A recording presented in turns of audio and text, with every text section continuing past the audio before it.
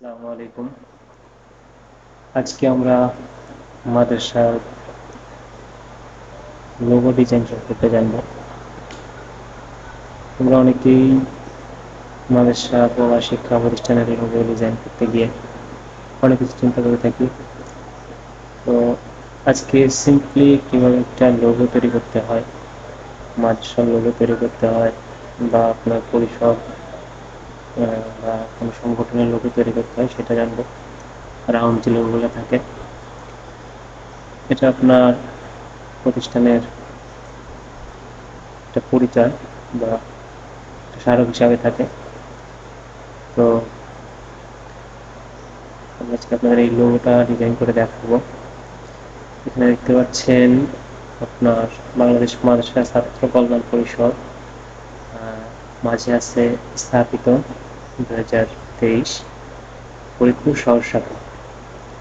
ঠিক আছে, এরকমই সিম্পলি আপনার লোগো তৈরি করতে গেলে প্রতিষ্ঠানের নামটা লাগে, ঠিকানাটা লাগে, আর হচ্ছে আপনার স্থাপিত সাল, যেটা যে সালে যার স্থাপিত আর কি, সেই সালটা লাগে।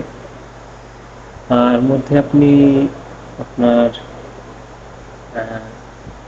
যে স্যাম্পলটা আপনি দেখতে পাচ্ছেন, এখানে যে স্যাম্পলটা রয়েছে, স্যাম্পলটা আপনি ইউজ করতে পারবেন আপনার মানে কী ধরনের প্রতিষ্ঠান তার উপর ডিপেন্ড করে আপনি এই স্যাম্পলগুলো এখানে ইউজ করতে পারবেন। যেহেতু এটা ছাত্র কল্যাণ পরিষদের শিক্ষা সম্পর্কিত, সেহেতু এখানে আমি বই বা কিতাবে যে পিকচারটা আছে এটা ইউজ করছি। তো চলুন আমরা দেখি কিভাবে এই লোগোটা তৈরি করতে হয়, এবং অত্যন্ত নিখুঁতভাবে যে রাউন্ডগুলো আছে বা সাইডের যে বর্ডারগুলো আছে এগুলো কীভাবে নিখুঁতভাবে তৈরি করতে হয়, এবং লাইন স্পেস, এইদিকে আপনার রাউন্ডের আপনার ফন্টটা ছোট বড় বা চওড়াটা, ঠিক আছে, এখানে যদি ফন্টের চওড়া বা রাউন্ডে ফন্ট কীভাবে আপনার বড় ছোট করতে হয়, এই লম্বাটে বা চিকন, সেটা আজকে আপনাদের দেখাবো। আর সিম্পলি যেভাবে আর কি লোগোটা তৈরি করতে হয়, এটা আজকের এই ভিডিওটা দেখলে আশা করি ইনশাল্লাহ আপনারা শিখতে পারবেন এবং বিভিন্ন ধরনের লোগো তৈরি করতে পারবেন। স্যাম্পল চেঞ্জ করে পারেন, এখানে লেখা চেঞ্জ করে, বা এই বর্ডারগুলো এখানে আমি 2টা দিয়েছি, 3টা দিতে পারেন। কালারগুলো ইউজ করতে পারেন বিভিন্ন ধরনের, আপনাদের মনের মতো গ্রেডিয়েন্ট ইউজ করতে পারেন, যেভাবে আপনি নতুনত্ব তৈরি করতে পারবেন। তো আজকে এই লোগোটা কীভাবে তৈরি করতে হয় এটা শেখাবো। চলুন শুরু করা যাক। প্রথমে আমরা একটি রেক্ট্যাঙ্গেল থেকে রাউন্ড বক্স নিব। এটাকে আরেকটা কপি নিয়ে কন্ট্রোল-C কন্ট্রোল-V দিয়ে একটা কপি নিয়ে, আবার এটাকে আরেকটা কপি নিয়ে, 3টা কপি নিলাম। 3টা কপি নিয়ে এটাকে একটু নিচে নিয়ে আসছি। এখান থেকে ইরেজার থেকে টুলটা নিয়ে এখানে ক্লিক করব, এখানে ক্লিক করব, মানে এই বরাবর কেটে নিব। কাটার পর এটাকে কন্ট্রোল-3 দিয়ে উঠায়া এখান থেকে এটাকে ডিলিট করব, এখান থেকে এটাকে ডিলিট করব। তারপর এটা কন্ট্রোল-3 দিয়ে আবার নিয়ে আসবো। তারপর রেক্ট্যাঙ্গেল থেকে এই স্টার বাটনটা নিয়ে এখানে একটা স্টার দিব, এবং এই একই স্টার এখান থেকে কিবোর্ড থেকে শিফটটা প্রেস করে একদম সমান্তরালে এখানে পেস্ট করব। এরপর আমার লেখাটা নিতে হবে। তো এই যে লেখাটা দেখতে পাচ্ছেন, এই লেখাটা এটা অবশ্যই আউটলাইন করে নিতে হবে। আউটলাইন করা ছাড়া আপনি এই লেখাটা এখানে ইউজ করতে পারবেন এই ব্রাশে।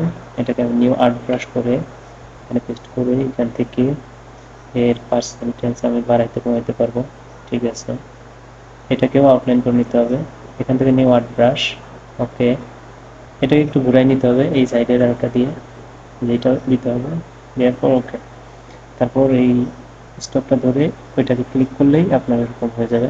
আপনি যদি চান এটাকে ছোট বড় করতে, এখান থেকে ছোট বড় করতে পারবেন। দেখুন এটা চিকন হয়ে গেছে। অ্যাপ্লাই টু স্টপ, ওকে। এখন এই স্টকটাকে আমি কালার করব, স্টক কালার করব। তো এখান থেকে স্টক কালারে গিয়ে এটার কালার দিব, এটা স্টক বাড়াই দিব। স্টক বাড়ানোর পর কালারগুলো সিলেক্ট করে নেব যেটা পছন্দ হয়। হ্যাঁ, ব্লুটা ঠিক আছে। ওকে, এখন এই স্টারটাকে আমি হালকা একটু বড় করলাম।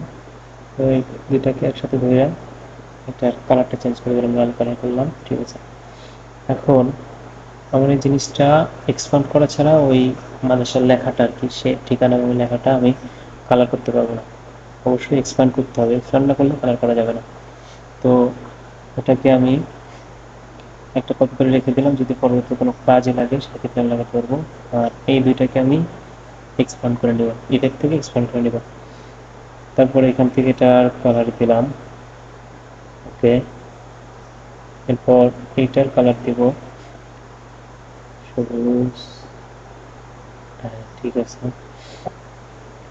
এখন স্থাপিত 2023, এটা 2 লাইনে দিলে ভালো লাগতেছে না, এটাকে কাছাকাছি দিলাম।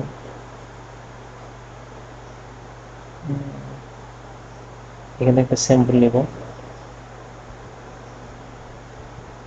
মানুষের যে কোনো একটা স্যাম্পল, বই রিলেটেড স্যাম্পল নেব, কিতাব রিলেটেড। তো এখানে আমি লিখব ওকে, নাও থেকে নাও দেখি, এটা দিয়ে দেখি।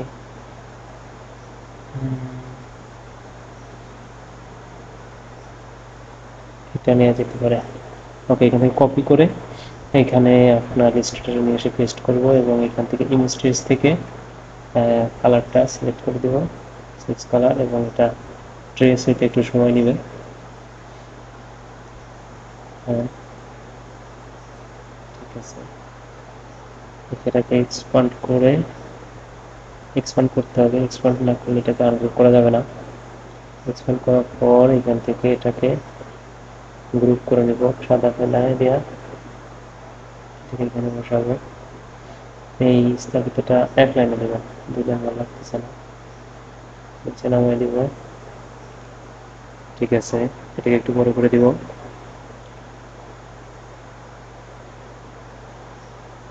এরপর এখান থেকে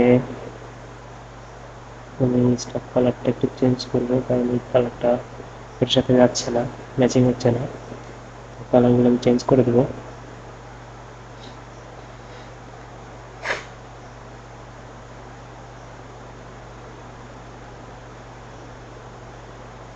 ওকে, এটাকে কমলা কালার রাখলে বেটার হবে। ঠিক আছে, এটার একটু চাপিয়ে একটু ছোট করে দেবো। ঠিক আছে, ওকে, এটা কি কালার? হ্যাঁ, আমাদের এটা ঠিক আছে। তো দেখতে পারলেন